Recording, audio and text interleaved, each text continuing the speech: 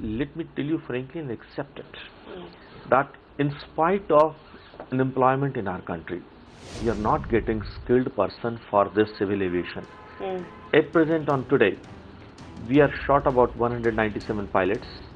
We are short of around some 200 crew.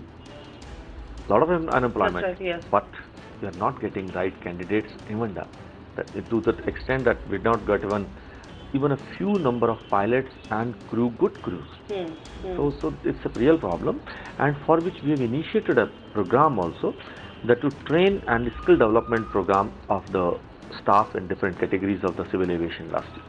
What does this restoration of our category and this upgrade really mean for Indian aviation in terms of carriers? I know they can expand in the United States, they can go ahead and ramp up their fleet, but what are the other things that come with it? See, there are multi-factors.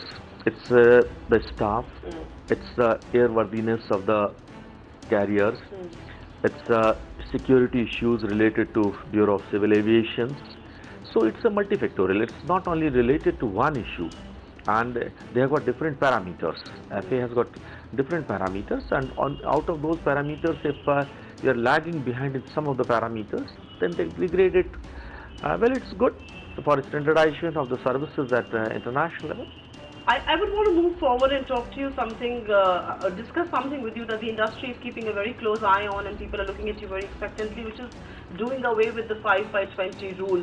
People believe it's an archaic rule. The government made the right noises that this will be done away with, but details that are now emerging, and I would want to clarify the air on this. Details that are now emerging seem to suggest that it is not going to be so easy for the new carriers to fly overseas, because the flying credits will be required. They will require far more fleet. Would you want to address this issue at this stage, because this does unnerve a lot of investors?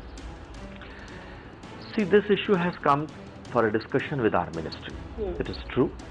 It was continuing for a long time, almost about 12 years or so. Now, and it is under consideration of our ministry, and definitely because it was taken by a cabinet note, so it will go back to cabinet again for addressing of these issues. And we are in the process of forming our new aviation policy, which we propose to come within next about fortnights or so. So before that, we have to address these issues of route dispersal guidelines and 520 rules, and all such issues has to be addressed before we come out with that policy. Well, there are plus and minus of these rules at both levels.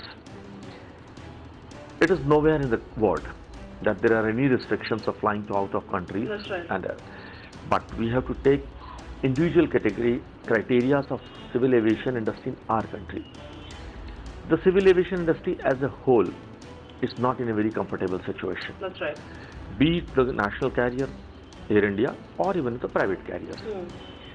So we have to have frameworks according to the conditions, and in country like ours, where we have got a lot of potential for the civil aviation industry.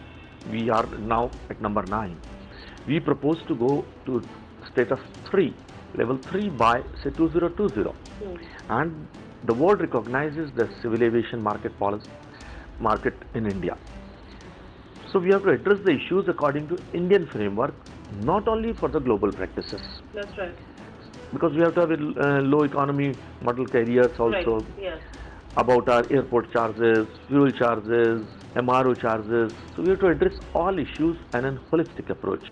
Find us on Facebook at facebook.com/ETNow, and don't forget to click the like button. You can also follow us on Twitter at ETNowLive. To stay updated with all our programming, hit the subscribe button on our YouTube channel by logging on to youtube.com/user/ETNow.